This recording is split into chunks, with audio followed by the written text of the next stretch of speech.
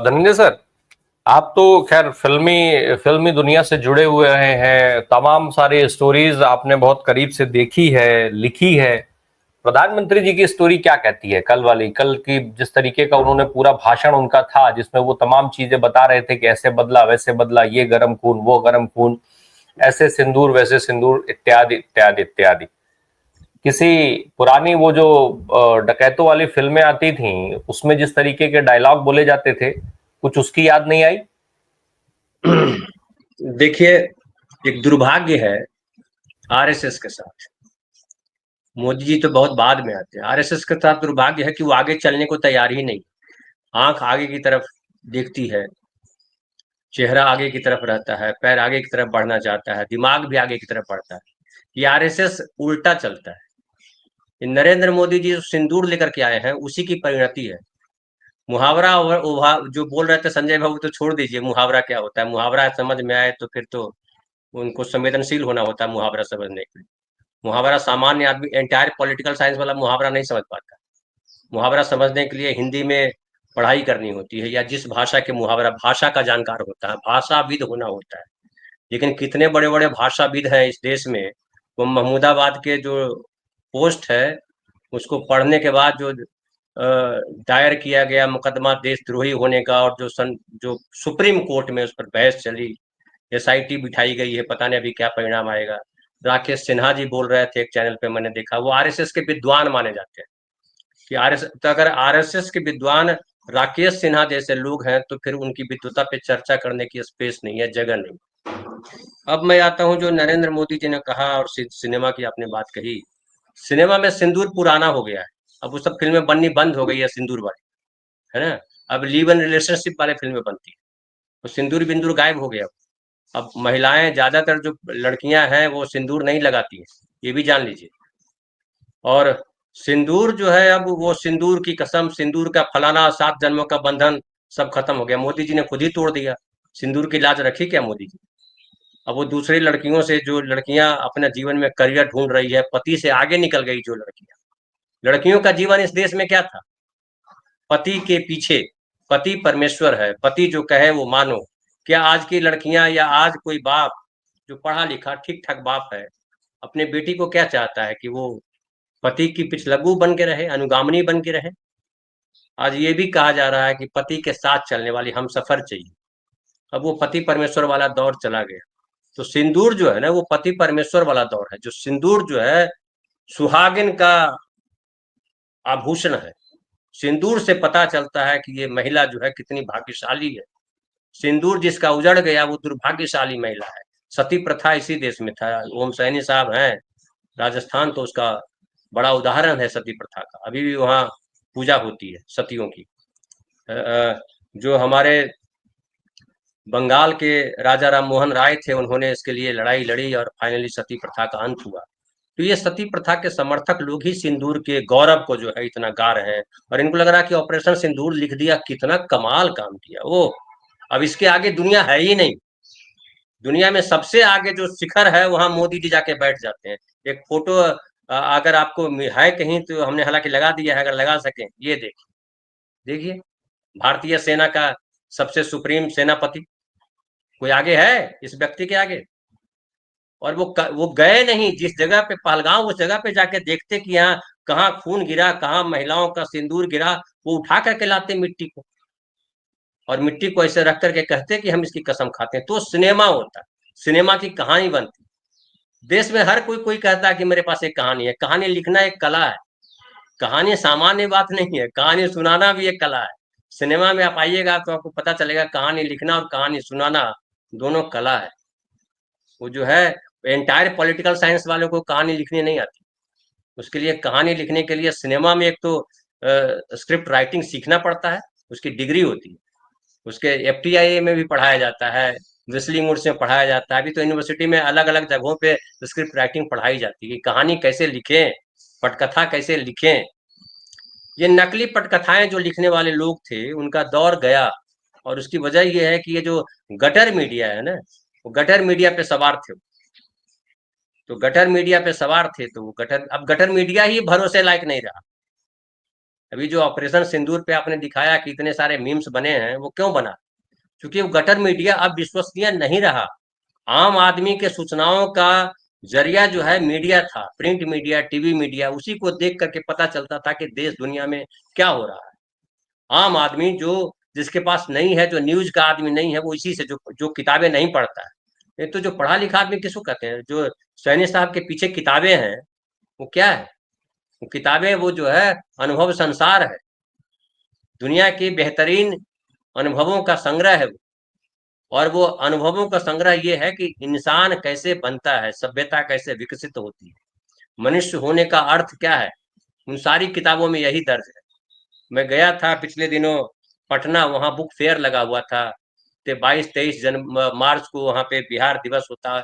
इतनी किताबें मैंने देखी, हमने क्या बाप रे बाप, मैंने तो कुछ पढ़ा ही नहीं।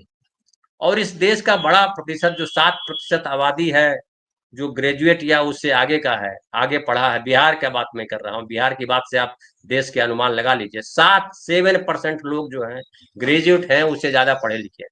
मतलब इस देश की जो ठीक ठाक नौकरियां हैं बिना ग्रेजुएशन के नहीं मिलती।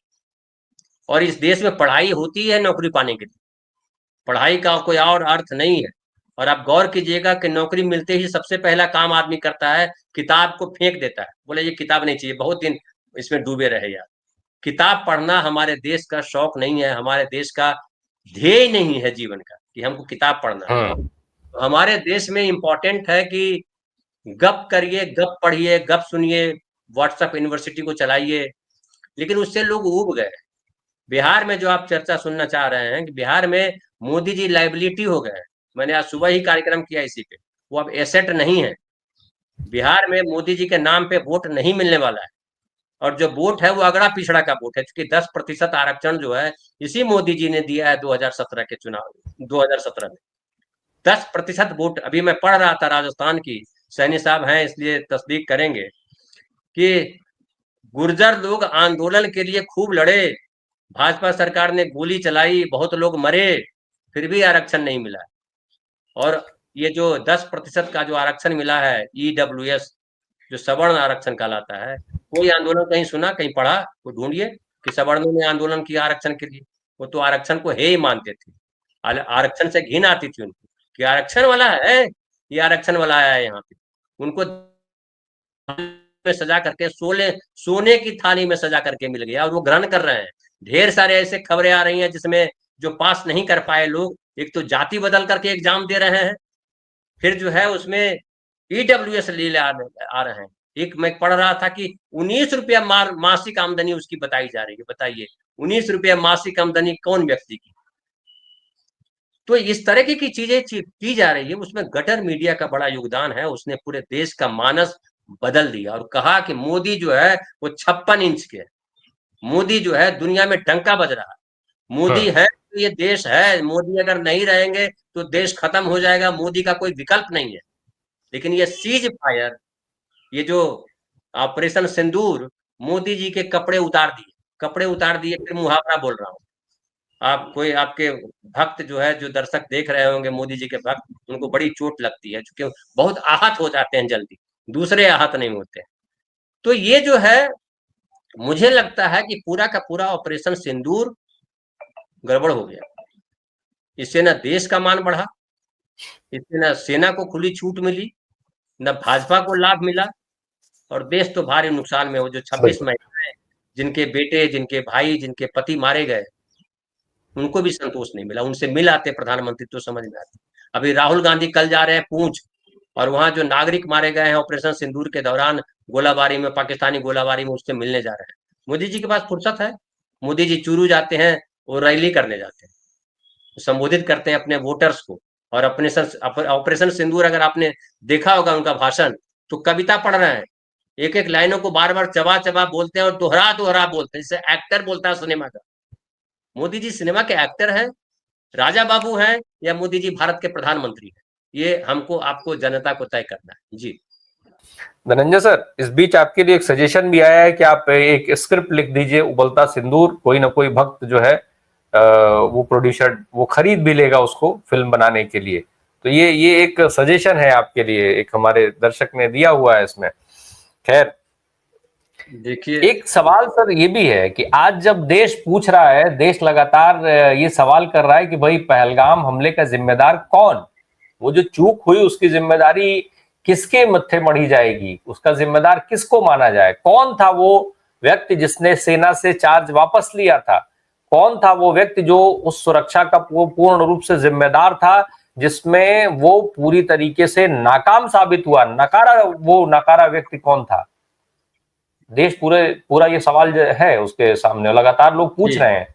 जी, एक व्यक्ति ये हैं जो इस समय गायब हो गए हैं, वो है हमारे गृह मंत्री अमित शाह साहब। कहीं देखा नहीं क्या आपने गायब उनको? नहीं गायब नहीं हुआ है, बड़ा हम्म, यहाँ लोग गायब नहीं होते, वो हम्म, आगे पीछे किए जाते हैं। कुछ लोगों को पर्दे के पीछे छुपा दिया जाता है, कुछ को पर्दे के आगे किया जाता है, वो स्ट्रेटजी होती है। हम्म, एक बीच में आए थे, 5-6 दिन पहले गृह मंत्री आए थे और उन्होंने एक बयान दिया था, और बयान दे करके कहा था कि पाकिस्तान थर थर कांप रहा था, इसलिए हमने युद्ध सीज फायर किया, हमने रोक दिया। वो एक बयान आपने देखा होगा, 5-7 दिन पहले की बात है, ज्यादा पुरानी बात नहीं है। उसके बाद प्रतिनिधिमंडल वाली बात चली गई। फिर जो है, अब मोदी जी खुद जब मोर्चे पे आ जाते हैं तो सब लोग पीछे चले जाते हैं। मोदी जी अभी खुद मोर्चे पे हैं। क्योंकि ऑपरेशन सिंदूर, ऐसा लग रहा है सबको कि ऑपरेशन सिंदूर में घाटा हो गया है, सिंदूर कम पड़ गया है। हालांकि आपके जो साथी लिख रहे हैं कि सिंदूर पे कहानी लिखिए, मैं सिंदूर का बहुत समर्थक आदमी नहीं हूँ, समझ गए। मैं मानता हूँ सिंदूर औरतों की गुलामी का प्रतीक है। मैं सिंदूर को गर्व का प्रतीक मैं नहीं मानता हूँ।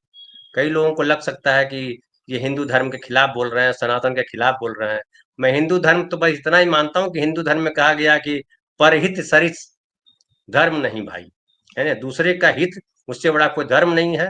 पर पीड़ा सब नहीं अधमाई, और दूसरे को पीड़ा पहुंचाने से दूसरा कोई अधर्म नहीं। इससे ज्यादा मैं नहीं मानता हूँ, किसी धर्म फर्म को नहीं मानता हूँ, क्योंकि वो धर्म जो है, वो जिस लिए लाया गया था, उसका कचरा केंचुल रह गया है। वो सांप तो जो है, वो जिसके लिए लाया गया था, सांप गलत शब्द है, जो लाया गया था वो तो कहीं निकल गया, वो केंचुल बच गया है, और उसको जो है वो हम पूजे जा रहे हैं।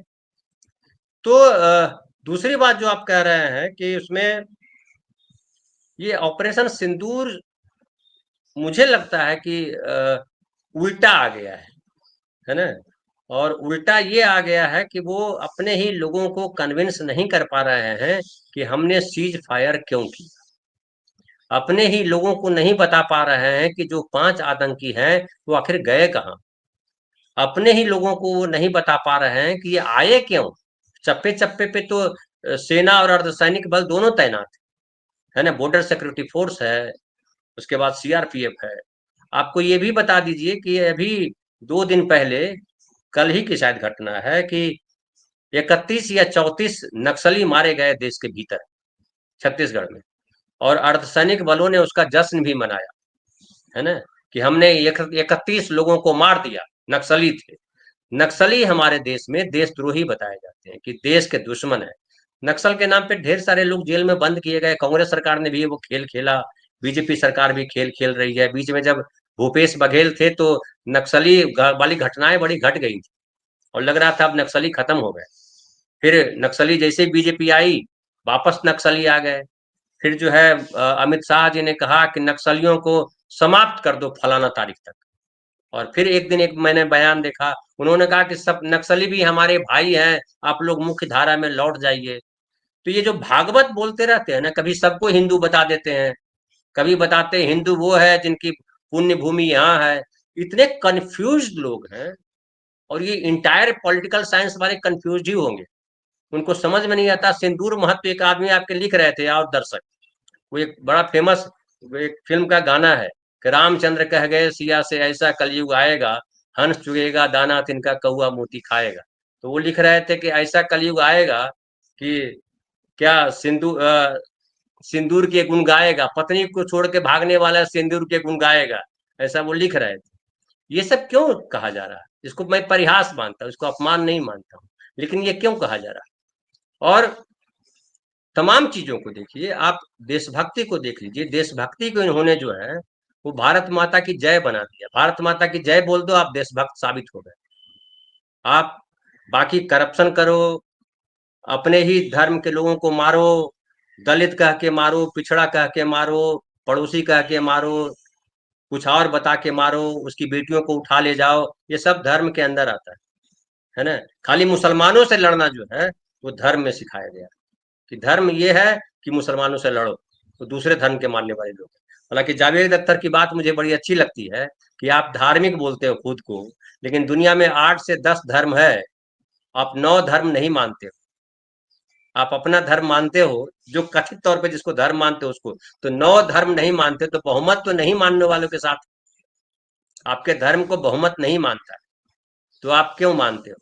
तो ये सारी चीजें हैं, लेकिन क्या कहिएगा। अब मैं तो कहूंगा कि इसका समाधान बस एक है, नागरिक को जागरूक होना पड़ेगा, आपको पढ़ना पड़ेगा, आपको अपने दुख से दूसरे के दुख को समझना पड़ेगा कि अगर आपको खड़े चौराहे पर 4 जूता कोई मारता है तो उससे आपका गर्व टूटता है, अहंकार टूटता है, गर्व टूटता है, स्वाभिमान टूटता है, या बड़ा अच्छा लगता है कि अच्छा किया हमको 4 जूता मारा। अगर ऐसा लगता है कि आपको लगता है कि आपको 4 जूता मारा बहुत अच्छा लगा, तो आप दूसरों को भी मार सकते हैं। लेकिन अगर आपको लगता है कि आपको कोई 4 जूता मारा, बड़ी अपमान हुआ, उसको आप छोड़ेंगे नहीं, तो दूसरों को भी जब जूता मारते हैं तो उसका भी अपमान होता होगा, इसका ध्यान रखना पड़ेगा। और ये नागरिक जो है, जब तक पब्लिक प्रेशर ग्रुप नहीं होगा, राम भाई, कुछ नहीं होने वाला है। 75 साल जो नेहरू थे ना, नेहरू वाला काल अगर याद करेंगे, अब सैनी साहब हैं वो काल याद करते हैं, याद करना चाहिए। कल हम गए बेटे के साथ, अब एक कॉलेज यहाँ पे नेशनल कॉलेज है बांद्रा में, 1 मिनट की घटना मैं सुना देता हूँ। वहाँ पॉलिटिकल साइंस मेरा बेटा पढ़ना चाहता है ग्रेजुएशन में, लेकिन वहाँ नहीं है, पता चला कि वहाँ अब शुरू हो गया है। तो हम गए कि फॉर्म नया भरना है या उसी फॉर्म से काम चलेगा। तो वहाँ जो लेडी प्रोफेसर थी उन्होंने कहा कि आप डॉक्टर किरण जो है वहाँ पे प्रोफेसर हैं, उनसे बात कर लीजिए। मैंने उनसे बात करी तो उन्होंने बड़ी अच्छी बातें की। फिर उन्होंने बताया, बात बात में बात चली, वो प्लेटो की एक लाइन है कि जो फिलोसफर, जो रूलर होते हैं ना, जो वो देश जिसके फिलोसफर अगर रूलर हो तो वो देश जो है महान देश बनता है। अगर रूलर अगर फिलोसफर हो तो उस देश वो देश महान देश बनता है, प्लेटो की लाइन है। तो उन्होंने कहा कि हमने कहा कि देखिए नेहरू यही थे। हालांकि मेरा बेटा बोलता है कि नेहरू फिलोसफर नहीं थे, नेहरू थिंकर थे। फिलोसफर वो होता है जो सिद्धांतों की रचना करता है, लेकिन नेहरू जो है उन्होंने देश को रचा। देश केवल भारत माता की जय नहीं है, देश बनाते समय कहना पड़ता है कि देश का हर नागरिक बराबर है, देश के हर नागरिक के पास तमाम सुविधाएं पहुंचे, इसलिए पब्लिक सेक्टर कंपनियां बनाई गई थी कि मुनाफे के लिए इंडस्ट्री नहीं है। मिक्स इकोनॉमी नेहरू की देन है दुनिया को, है ना। अब नेहरू को गाली देने वाला, जिसकी तारीफ करेगा, वो कैसा आदमी होगा, उस पर चर्चा करना ही समय की बर्बादी में मानता हूं। लेकिन दुर्भाग्य है कि हम ऐसे काल में जन्म लिए हैं जब गटर पे हम चर्चा करते हैं। गटर चर्चा के लिए नहीं होता है, गटर को ढक दिया जाता है कि ताकि गटर से कचरा कचरा पानी बदबू सब बह जाए। लेकिन हम ऐसे दौर में हैं जब गटर पे चर्चा करते हैं, और गटर तो आपके मंदिरों तक में बह रहा है, आपके पूजा स्थलों में आ गया है, आपके किचन में आ गया है, आपके बेडरूम में आ गया है, आपके हॉल में आ गया है। हर जगह गटर बह रहा है, खुले में बह रहा है गटर। और वहीं बैठ के मक्खियां भिनभिना रही हैं, हम भोजन भी कर लेते हैं। गजापट्टी में कह रहा है कि 14,000 बच्चे जो है भूख के करीब है, मतलब मरने के करीब है। किसी को शर्म आ रही है दुनिया में? सभ्यता, हम भी गीत गाते हैं, सभ्यता पहले आई। ये गीत सुना है, बड़ा फेमस गीत है, हम उस देश के वासी हैं। और वो है प्रीत जहाँ की रीत सदा, उस गीत में ये पंक्ति है कि हम वो देश है जहाँ सभ्यता पहले आई। लेकिन क्या हम आवाज उठा रहे हैं? हमारे देश के ढेर सारे लोग क्यों कमजोर बने हुए अपने भर पेट भर अनाज भी नहीं कमा पाते हैं? क्या कहीं दिखाई पड़ता है? ये चिंता दिखाई पड़ती है? तो बहुत सारे दुख हैं, लेकिन इन दुखों के बीच निकलने का रास्ता सिर्फ एक, दवाई नहीं है इसकी कोई। एक्सरसाइज करना होगा, अपने शरीर पे खुद देना पड़ेगा। एक्सरसाइज कीजिए, वो प्राणायाम वो जो बाबा रामदेव बताते हैं वो नहीं करना होगा, आपको एक्सरसाइज करना होगा। शरीर आपका तंदुरुस्त कैसे रहे? शरीर की तंदुरुस्ती दवाइयों में ढूंढेंगे तो फंस जाएंगे। इसलिए हमको बिल्कुल। नागरिकों को अवेयर करना होगा। ये सबसे बड़ी मुहिम है जो हम आप सब चला रहे हैं, और हम आप जो नुकसान सह के गालियां सह करके बात करते हैं, वो इसलिए बात करते हैं कि हमको लगता है कि इसी देश में हमारा बेटा भी रहता है, इसलिए। जी।